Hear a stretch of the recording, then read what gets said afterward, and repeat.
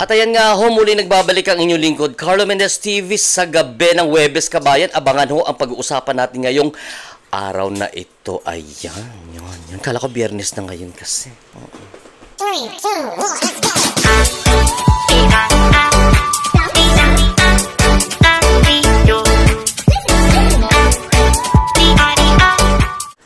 At ayun nga ho guys ang pag-uusapan natin ngayong gabing ito ng Huwebes ay, naku naman, ang desperado na galawan netong sa bagay ito naman i-public ito, wag niyo sabihin na nakikisawsaw ha. Nilabas niyo ito sa publiko kayo sumali dito. Ayan sa screen ninyo. Si Jessica Jones, ayan. Si Justice Jones, ayan. Pinasok ang live streaming ni Isko Moreno. Pati ba naman si Isko Moreno, hanggang doon kay Isko Moreno, pumasok kayo doon. Ano ba ito? Desperado na ba ang galawan ninyo, ha? Oo. Alam niyo, bibigyan ko lang kayo ng konting paalala. Si Isko Moreno is politician yan. Hindi niya pinapansin yung ganyang klaseng mga sumbong-sumbong ninyo. Tsaka isa pa, mas papaniwalaan ni Isko Moreno ang isang AC Sigaw kasi noon pa niya political vlogger yan. Mas kilala niya si AC kaysa sa inyo ngayon. Wala siyang pakialam dyan kung ano man ang nangyari outside sa kanyang kandidatura. Hello? Akala ko ba sinusuportahan nyo si Migs Molino? Bakit hindi kayo mag-effort, todo effort kayo na i-content ninyo si Migs Molino para iangat muli ang kanyang popularity? So talagang lumalabas talaga na ang habol na ito mga tao na ito is gulo. Kasi ayaw nilang manahimik, guys. Sabi pa ni Justice, umpisa pa lang daw yun, sabi niya kay AC. O di pangalawahan pa niya, pangatlo, apat, 5. Sinama na naman nila ang pangalan ni Mahal Tesorero doon sa kanilang pinaglalaban. Ano ba kasi pinaglalaban ninyo? Puga to mga buang na ito, day. Dati, ang pag-alis ng ex-defenders sa kabunsuan ang inyong kino-question dyan. Ngayon na hindi ninyo makaya-kaya ang mga ribat sa inyo dyan at naglalabasan ng mga sumisigaw yung mga baho ng mga imburnal dyan sa paligid ng lupain ni Aling Biseng. Charot. Umakyat kayo doon kay pinasok nyo na naman yung teritoryo ni Isko Moreno. As if naman napapansinin kayo ni Isko dyan. Pakialam ni Isko dyan sa problema na ganyan. Ang kanyang iniisip dyan ay kanyang kandidatura sa lungsod ng Maynila, Kabayan. Hindi yung mga chismis na ganyan, day. Ang tanong ngayon, kayo ba wala kayong ginawang masama sa ibang tao? Ayan. Hindi ba kayo gumawa ng kaguluhan? Hindi ba kayo gumawa ng katarantaduhan? At ang nakikita lang ninyo si AC Sigaw. Minsan kamo nagdududa ako na parang ito siguro ang involved doon sa pagsampa ng kaso sa amin.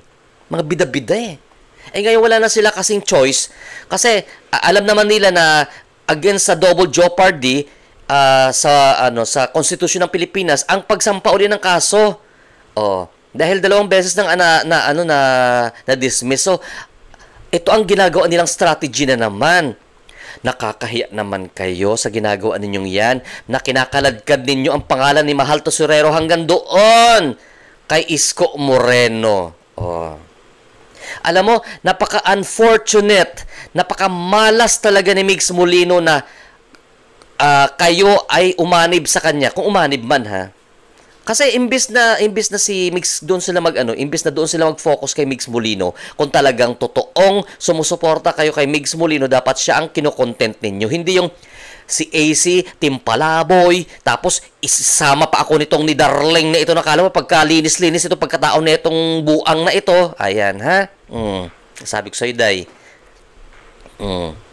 Lahat ng flaws ng iba nakikita ninyo, pero ang inyong mga baho na tinatago sa mga singit ninyo, hindi ninyo naaamoy. Immune ba kayo sa mga sarili nyong baho?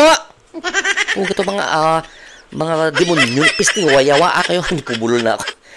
Mahirap yung nagmamalinis-malinisan, na mahirap yung puputi-putian, ha? Dapat kung anong tunay na kulay ninyo, yang ilabas ninyo sa bagay, lumalabas na ang tunay na kulay ng mga ito, guys, no? Kasi ang talagang motibo nila ay itong manggulo.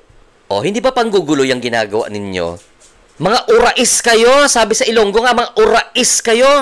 Kung sa probinsya kayo nakatira, guys, ha, itong mga klaseng tao na ito, mga ano kayo, mga chismosa kayong literal. Yung mga nakikita sa probinsya ba na typical na doon sa sulok-sulukan ng probinsya ng Pilipinas na single file sila sa hagdan, nagkukutuhan tapos nagchichismisan.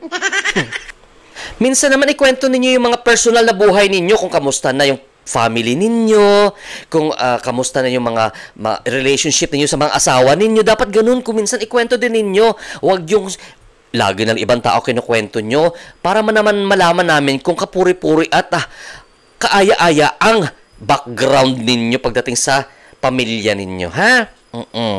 Para lang malaman din namin kasi wala kaming alam sa mga whereabouts ninyo. Whereabouts talaga. Sila AC may idea siguro yan, pero ako talaga wala. So, karamihan siguro dito wala namang idea sa mga totoong pagkatao ninyo. So, pakikwento din.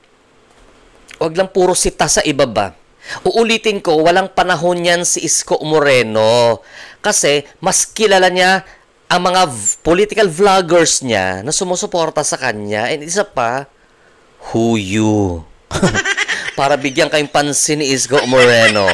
Alam mo kung dito lang yan si Isko Moreno sa Quezon City, iboboto ko yan. Kasi alam mo, si Isko Moreno talaga, magaling siya pagdating sa pamumuno sa isang lungsod, kagaya ng lungsod ng Maynila. Totoo yan. Kasi si Isko lang nakita ako na mayor, maliban kay Pasig Mayor si Vico Soto, isa din yan na magaling na mayor, ha. Maliban kay Vico Soto dyan sa Pasig, si Isko lang nakita ko na mayor na hanggang madaling araw dahil nagtatrabaho, nagro-ronda. Oh, ha? Totoo lang. Yung ibang mayor, ewan ko lang, tulog na dahil kung saan ang planeta nakarating ang panaginip nila. Totoo, di ba? Kikita naman natin sa Facebook account ni Yorme na hanggang madaling araw, guys, talaga ang mayor ninyo dyan sa Maynila talagang sinusuyod ang bawat lugar na madidilim dyan kasi sinasaway niya ang mga bata at tumatambay dyan. Oy, uwi na, uwi. Uwi. Ayun, ha? Mantake mong pati doon nagkakalat kayo, nakakahiya kayo. Oo. Hindi kasi si Isko Moreno ang tamang venue, ha? Hindi yung lugar ni Isko Moreno ang tamang venue diyan sa pinaglalaban ninyo na yan na wala namang kwenta. Oo. Hindi si Isko Moreno ang tamang venue diyan sa pinaglalaban ninyo na yan. Malay, pakialam ni Isko Moreno diyan sa usaping mamigs. Oh. 'Di ba? As if asap pa kayo diyan. Si Ace ang sinisira nila, hindi si Isko Moreno. Yun. Oh, sus Mariosep naman, day. Yan ang mga galawang desperado na. Ayan. Kasi corner na kayo, day, Hindi na natahimik itong mga ganitong mga tao, no? Mas sila, palaaway, dipuga. Nakarating na kayo sa iba't ibang bansa. Dahil ganyan pa rin ugali ninyo. Dala-dala pa rin ninyo ang ugali ninyo na parang ugaling basura. Ayan.